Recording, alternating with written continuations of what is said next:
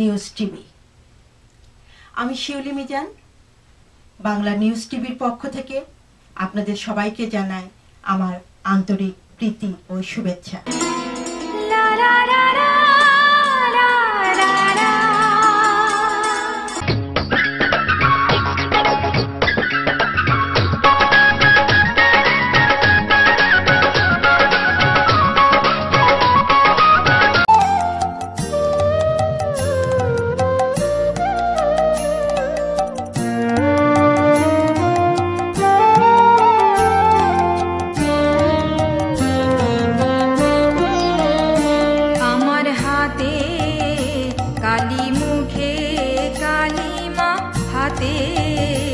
का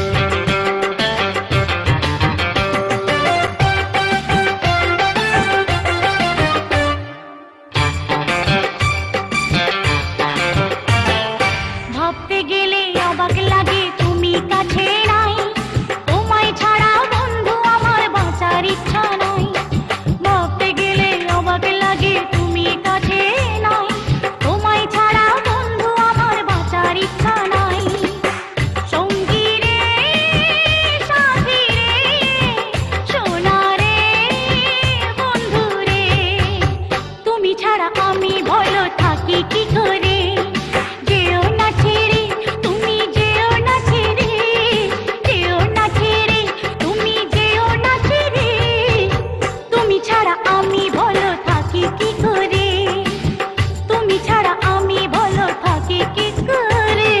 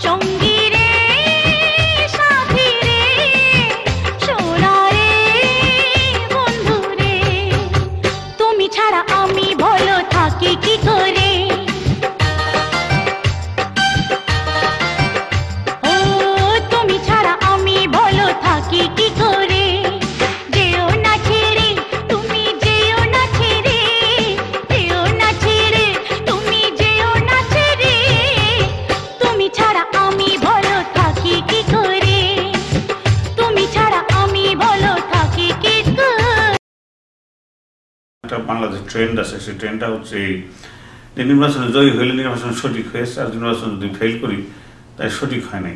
আওয়ামী লীগ কখনো বিএনপি সরকার থাকাকালীন নির্বাচনে পরাজিত হয়ে পার্লামেন্টে যায় নাই, এবং বিএনপি কখনো আওয়ামী লীগ নির্বাচনে জয়ী হলে পার্লামেন্টে যায় নাই। তারা তখন বলতে শুরু করে যে নির্বাচনে কারচুপি হয়েছে, নির্বাচন খারাপ। এই তত্ত্বাবধায়ক সরকার নির্বাচন পরেও একই ঘটনা হয়েছে। কাজেই যেটা আমাদের দরকার সেটা হলো কি পার্টির বিশ্বাসযোগ্যতা। আর একটা গণতন্ত্রে একটা জিনিস আছে, বিরোধী দল যা খুশি তাই বলতে পারে, ভাইলেন্সে না গেলে হয়। কথাটা আমি বারবার লিখেছিলাম, কোনো যদি ধ্বংসাত্মক কাজে না যায়, গাড়ি ভাঙচুর না করে, তাহলে তার যা খুশি তাই বলতে পারে। তদ্রুপ সরকারি দলও তার পয়েন্টগুলো বলতে পারে। একইভাবে যাদের আমরা ইসলামিক পার্টি বলছি তারা তাদের পয়েন্টগুলো বলতে পারে। তো মোট কথা হলো নির্বাচনের পূর্বে এক পার্টি আরেক পার্টির উপর বিশ্বাস করতে হবে, সেটি গণতন্ত্রের নিয়ম। আর নির্বাচন হয়ে গেলে পরাজিত পার্টির বিজয়ী পার্টিকে করতে হবে, ওয়েলকাম করতে হবে। তো সেটা তো ঠিকই আছে, আমি সেদিকে যাচ্ছি না, আমি সেটা তো ঠিকই আছে। তবে আমার মনে হচ্ছে না যে বিশ্বাস তো এমনি আসে না। আপনি আমাকে বললেন আমাকে বিশ্বাস করেন, তাহলে তো হবে না। বিশ্বাসটা অর্জন করতে হয়, বিশ্বাস একটা অর্জনের জিনিস। কাজেই আমাদের আজ 42 বছরের রাজনীতিতে কেউ কোনো বিশ্বাস, সবই অবিশ্বাস্য কাজ করেছে এবং বিশ্বাসহীনতার কাজ করেছে, সেই জন্যই বিশ্বাস নেই। তো এখন এই বিশ্বাস নেই পরিবেশে আপনি কি করে বলেন যে ঠিক আছে ইলেকশন করব কিন্তু আমি ইলেকশন চালাবো? তা আপনি কি করে জানলেন, আপনি কি করে বুঝবেন বিরোধী দল হয়ে যে বৈঠাটা আমার হাতে, আমি কোন দিকে নৌকা চালাবো? সেই ক্ষেত্রে তৃতীয় পার্টি থাকা ভালো। হ্যাঁ, সেই জন্য একটা নিউট্রাল পক্ষ চালাবে, এবং সেটা দেশীয় হোক আন্তর্জাতিক হোক একটা কিছু হোক। হ্যাঁ, কারণ এখন দুনিয়াতে ওই বাংলাদেশে সেই পরিস্থিতি চলে গেছে যে ভোটের বাক্স ছিনতাই করে চুরি করবে ভোট, ওরকম পরিস্থিতি আর নেই। কারণ এখানে বিদেশ থেকে হাজার হাজার লোক যাচ্ছে, দেশেই হাজার হাজার লোক ওখানে গিয়ে মনিটরিং করছে, সেটা সম্ভব না। আর এটা যদি হয় তাহলে সব বাংলাদেশের সাথে লেনদেন বিশ্ববাজার বন্ধ করে দেবে, তো সেটা বাংলাদেশ পারবে না। তো এখন কথা হলো নির্বাচন হচ্ছে, নির্বাচন অবশ্যই হবে, তৃতীয় পার্টির দ্বারাই হবে, কিন্তু এই খেলাগুলো খেলছে যাতে করে ওই দুর্নীতির কথাটা, যে লুটপাটের যে কথাটা, যেটা যেন এক নম্বর মানে প্রায়োরিটি না আসে। এটা দুই পার্টি জানে যে ইলেকশন হবে এবং দুই পার্টি সমঝোতা করবে ইলেকশনের আগে, কারণ তারা কেউ চায় না যে তৃতীয় একজন এসে ভাগটা নেক, ভাগটা দুই ভাগেই থাক, সেটা চাচ্ছে।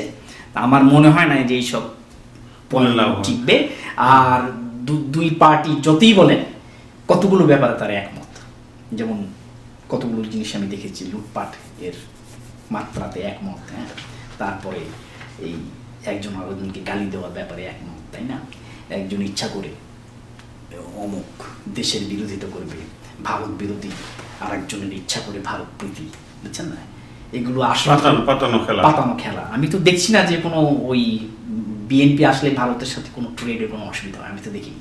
ভারতের কোনো অসুবিধা হয় না, ভারতের না, আমাদের কোনো অসুবিধা হয় না তখন, কিন্তু উপরে এগুলো বলতে হয় জনগণকে বিভ্রান্ত করার জন্য, বিভক্ত করার জন্য, তাদের মাথায় যেন এই জিনিসটা চলে না আসে। আরে আমাদের নেতারা তো আসলে আমাদের ঠকাচ্ছে, এই জিনিসটা যেন না চলে আসে। সেই জন্য ইসলাম অমুক তমুক বলে জনগণকে বিভ্রান্ত করার একটি পলিসি। ইলেকশন হবে এই সম্বন্ধে কোনো সন্দেহ নেই, আর ইলেকশন যদি না হয় তাহলে জনগণের ভালো আরো ভালো হবে।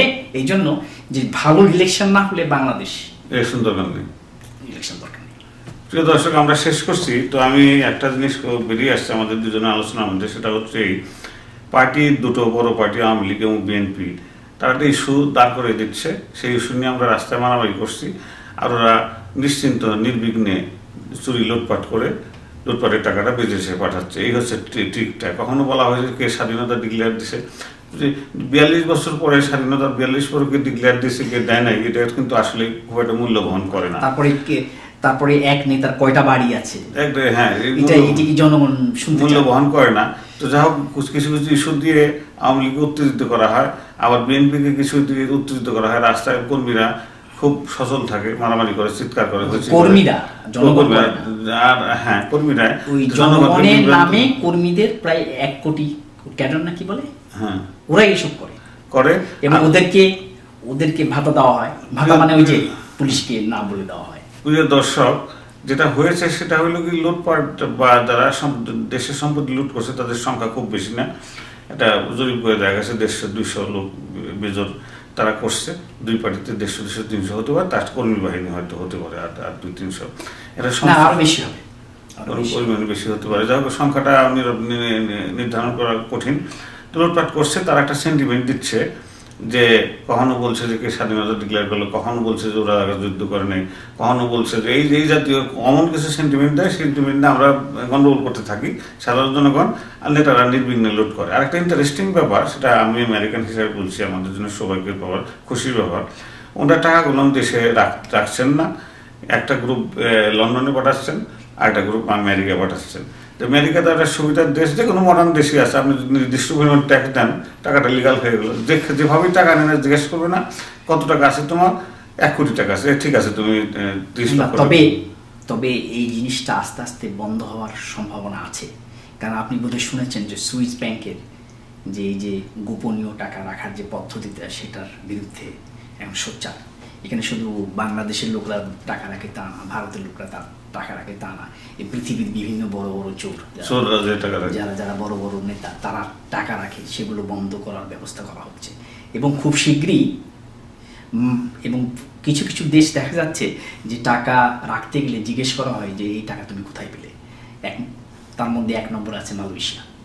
আপনাকে জিজ্ঞেস করবে যে এত টাকা কোথায় পেলে। মালয়েশিয়া শুধু দেশের না, যে বড় দেশে যাবে। সেই জন্য এই আমেরিকাও আস্তে আস্তে শুরু করবে যে তুমি যে হঠাৎ করে এই $5 মিলিয়ন নিয়ে আসলে তুমি কোথেকে পেলা।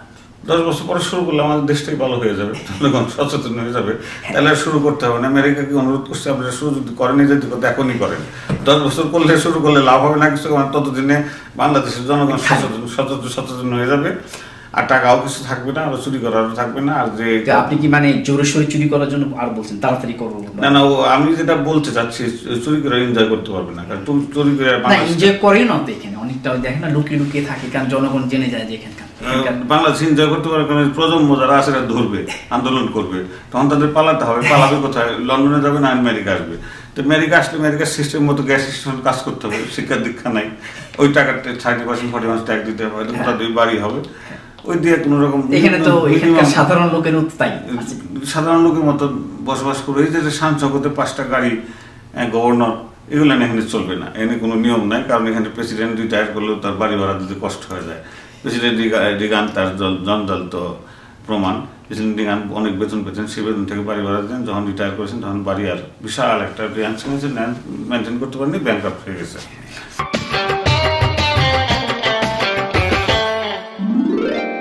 আসসালামু আলাইকুম, আমি Sheikh Rafiqul Islam, BSCS Bangladeshi American California society. আজকে আমাদের এসি মিটিং ছিল। আমাদের মিটিং ছিল হলিডে ইন এক্সপ্রেস হলঘরে, এবং আমাদের মিটিংয়ে আমাদের ইসি মেম্বাররা উপস্থিত ছিলেন। এখানে বাংলা নিউজ টিভির আমাদের টিভি রিপোর্টার উনি ছিলেন, বিশিষ্ট সঙ্গীত শিল্পী আমাদের হাসিব ভাই ছিলেন, উনি আমাদের ইসি মেম্বার অলসো। এছাড়া আমাদের ভাবিরা অনেকে ছিলেন। আমাদের আজকের মিটিংয়ের যে সমস্ত আলোচ্য বিষয়গুলো ছিল তার ভিতর মেইন ছিল আমাদের রেজিস্ট্রেশন সম্বন্ধে কথাবার্তা, এবং সে বিষয়ে আমরা কথা বলেছি। আমাদের আপকামিং ইভেন্টগুলো নিয়ে আমরা কথা বলেছি। আমরা সিদ্ধান্ত নিয়েছি আমরা একটা পিকনিক করব। সেই পিকনিকটা হবে 15 জুন, এটা লেক প্যারিসে হবে। এটা করার জন্য দায়িত্ব আমরা ভাগ করে দিয়েছি। আমাদের জিতু ভাই, আমাদের রানা ভাবি এটার অনেকখানি দায়িত্ব নিয়েছেন, আমিও কিছুটা দায়িত্বে আছি। এবং ওই মিটিংয়ে আমরা আমাদের মেম্বারশিপ ড্রাইভ কী করে আমরা মেম্বার বাড়াতে পারি এ ব্যাপারে আমরা চেষ্টা করব।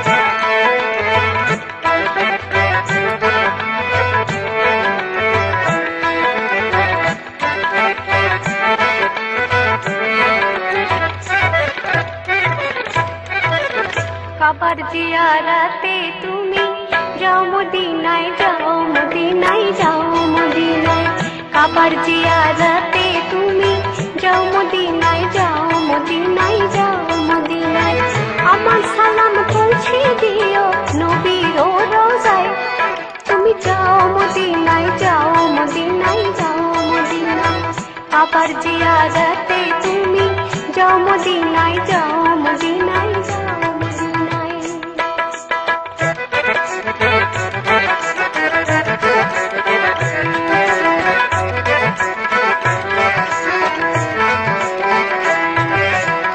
হাজিদের যাত্রা পথে দাঁড়িয়ে আছে সকাল হতে হাজিদের যাত্রা পথে দাঁড়িয়ে আছে সকাল হতে কেঁদে বলি কেউ যদি মোর সালাম নিয়ে যায় কেঁদে বলি কেউ যদি মোর সালাম নিয়ে যায় তুমি যাও মদিনায় যাও মদিনায় যাও মদিনায় কাবার জিয়ারাতে তুমি যাও মদিনায় যাও মদিনায় যাও মদিনায় পঙ্গু আমি